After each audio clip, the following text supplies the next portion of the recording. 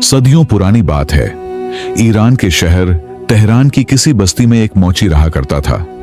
ये मौची पढ़ा लिखा नहीं था, इसीलिए गुर्बत की जिंदगी बसर कर रहा था।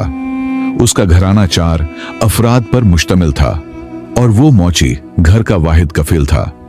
जूते मुरम्मत करने के अलावा उसका कोई मुतबादिल रोजगार नहीं था।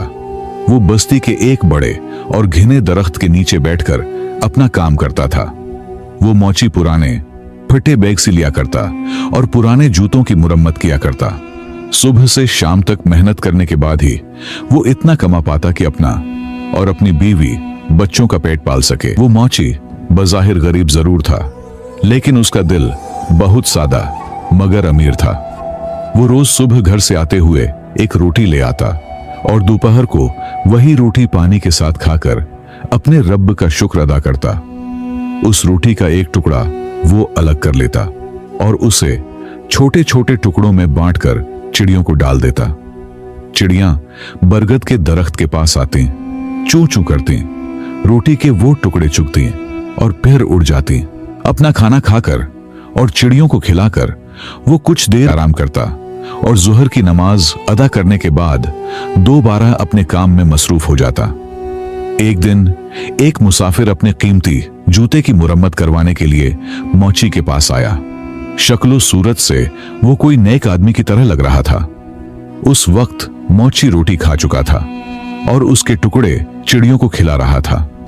मुसाफिर ने यह मंजर देखा कि खुश्क सूखी रोटी में से भी मौची ने चिड़ियों के लिए एक टुकड़ा बचा रखा है और फिर हाथ जोड़कर अल्लाह का शुक्र भी अदा कर रहा है। तो वो इस मौची की सखावत और दरिया दिल्ली देखकर बहुत मुतासिर हुआ। मुसाफिर ने उससे कहा, बाबा जी, आप सूखी रोटी खाकर भी रब का शुक्र अदा करते हो। हालांकि इस दुनिया में बहुत से लोग ऐसे हैं जो बेहतरीन खाने खाकर भी अपने रब का शुक्र अदा नहीं करते, और तुम तो इस रोटी का आधा हिस्सा उन चिड़ियों को भी दे देते हो। मूची जवाब देते हुए बोला, मैं गरीब तो हूं मगर फिर भी किसी अमीर से कम नहीं हूं। रब ने मुझे सबसे बड़ी दौलत सेहत अता की है। अगर सेहत ना हो तो इंसान सब कुछ होते हुए भी कुछ खा नहीं सकता। मेरे हाथ पांव सलामत हैं, मैं काम कर सकता हूं और फिर सब्र की दौलत भी मेरे पास है, तो मैं अपने रब का शुक्र अदा क्यों ना करूं। ये चिड़ियां मेरी पड़ोसने हैं, इनका भी हक है। मैं उनका हक रोटी के एक निवाले से अदा करता हूं और ऐसा करने से मेरा कुछ नहीं बिगड़ता, बल्कि इनकी चहचहाहट सुनकर मेरा हौसला और बढ़ जाता है।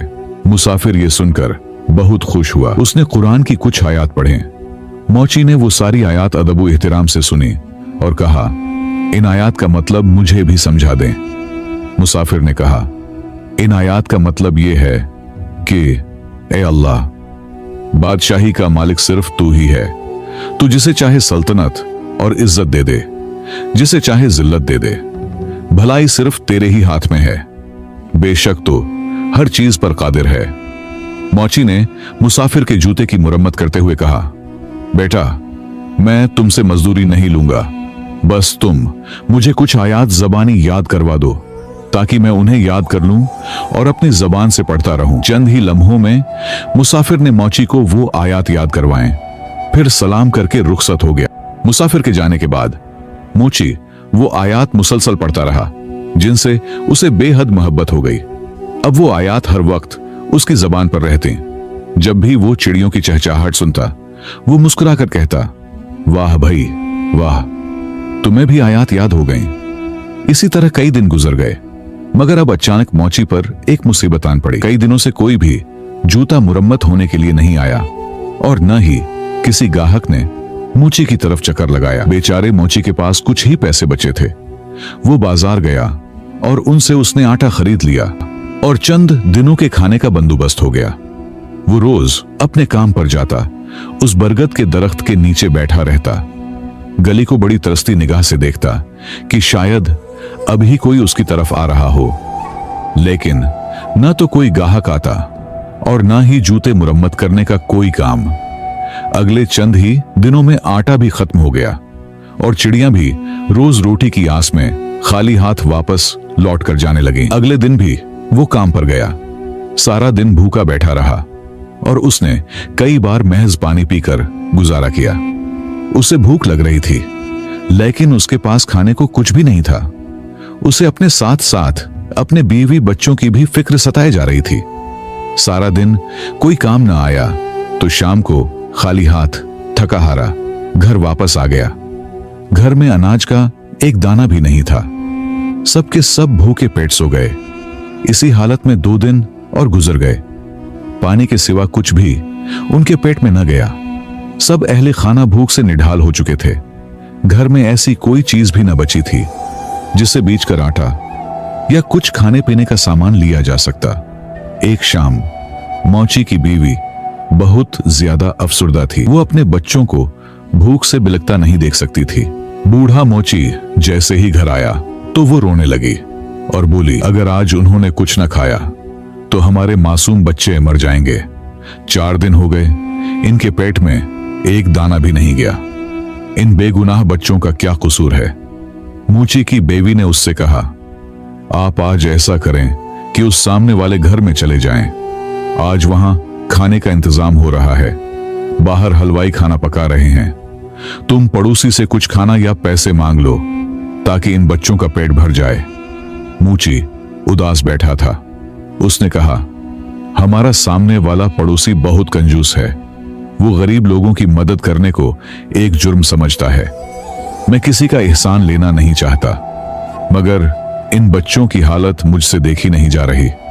मुझे उससे कोई उम्मीद तो नहीं, मगर अगर तुम कह रही हो तो मैं चला जाता हूं। शायद अल्लाह उसके दिल में रहम डाल दे। मूची अपने पड़ोसी के पास गया, उसे सलाम किया और कहा, साहिब, मैं कोई भिखारी नहीं हूं, लेकिन 4 दिन की भूख ने मुझे मजबूर कर दिया है। मैं अपने बच्चों के लिए आपसे खाना मांगने आया हूं।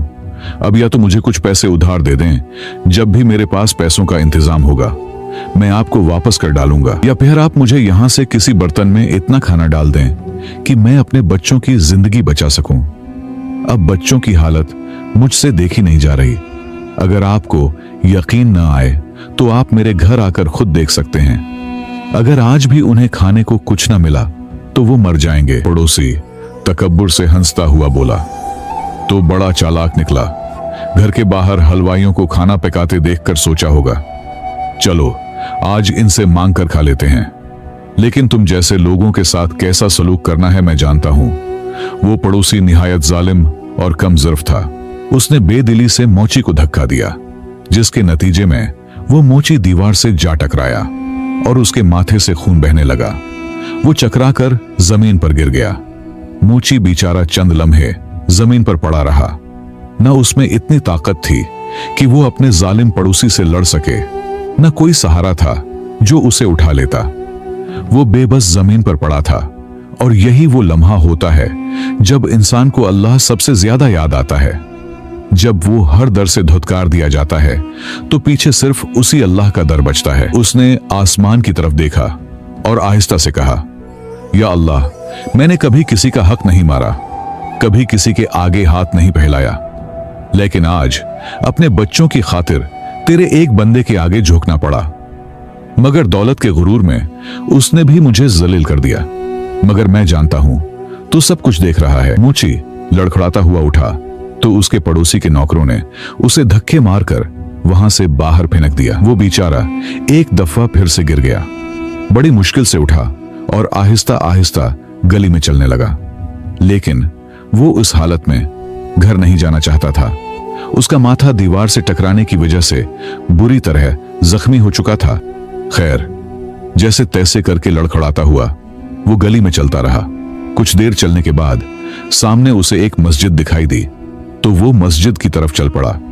जब वो मस्जिद पहुंचा तो सबसे पहले अपने कपड़ों से गर्द झाड़ी, अपने माथे के जख्म को साफ किया और मुश्किल से वुजू करके नमाज पढ़ने में मशगूल हो गया।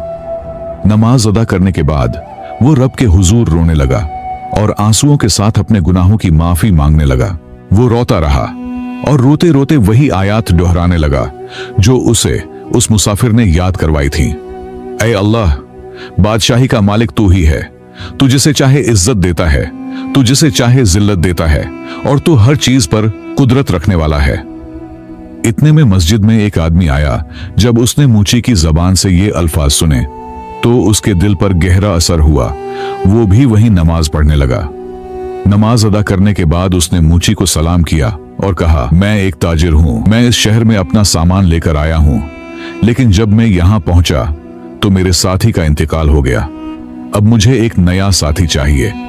तू भी अल्लाह के घर में है और मैं भी। अगर तू मेरे साथ काम करेगा तो मैं तुझे तेरा पूरा हक दूंगा, लेकिन तू वायदा कर कि ईमानदारी से काम करेगा। मूची ने रब का शुक्र अदा किया क्योंकि रब ने उसकी दुआ सुन ली थी। मूची ने इस ताजिर के साथ काम करने में रजामंदी दी। फिर उस आदमी ने मूची को कुछ रकम दी और उससे कहने लगा, ये तुम कुछ पैसे रख लो, तुम मुझे जरूरतमंद लग रहे हो, हम कल से ही काम शुरू करेंगे। मूची ने उससे पैसे लिए और उन पैसों से कुछ खाने का सामान खरीदा और घर ले गया। सबने मिलकर खाना खाया और अल्लाह का शुक्र अदा किया। अगले दिन मौची ने ताजिर के साथ काम करना शुरू कर दिया। उस ताजिर ने बाजार में एक दुकान किराए पर ली। वो ताजिर दूसरे शहर से चमड़े का माल लाता और उस दुकान में रख देता। उसने ये दुकान मौची के हवाले कर दी थी, इसलिए कि मौची उसका माल आगे बाजार में फरोख्त करता। उसने मूची के साथ मिलकर यह कारोबार काफी साल किया। इससे उसके हालात बदल गए और उसके पास काफी पैसे जमा हो गए। जब वो ताजिर अपने शहर वापस जाने लगा तो एक दिन उसने मूची को अपने पास बुलाया और कहने लगा, बाबा जी, मैंने आपसे बढ़कर ईमानदार और मेहनती इंसान इस दुनिया में पहले कभी नहीं देखा। आपका साथ होने की वजह से अल्लाह ने हमारे कारोबार में इतनी तरक्की दी है कि कहीं और रहकर मैं सारी जिंदगी भी इतना माल न कमा पाता। अब मैं अपने शहर वापस जाना चाहता हूं और मेरे पास आपके लिए एक बहुत बड़ी खुशखबरी है। वो ये कि ये दुकान मैं आपको तहफे में देता हूं। अब ये आपकी हुई, मुझे अपनी दुआओं में याद रखिएगा। ये कहकर उस ताजिर ने मौची को वो दुकान तोहफे में दे दी, क्योंकि मौची ने उसकी इतने साल खिदमत की थी और ये उसकी खिदमत और ईमानदारी का बदला था। वो ताजिर खुशी खुशी अपने शहर वापस चला गया और मौची उसी दुकान को संभालने लगा। उसे इस कारोबार की समझ आ गई थी और उसने अपने कारोबार को मजीद फैलाना शुरू कर दिया।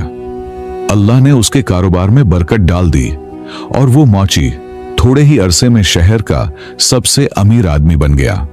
उसने एक खूबसूरत सा घर बनाया और जो कुरान की आयत वो हर वक्त पढ़ा करता था, उसकी तहरीर एक पत्थर पर लिखवा कर अपने घर के दाखिली दरवाजे पर लगवा दी।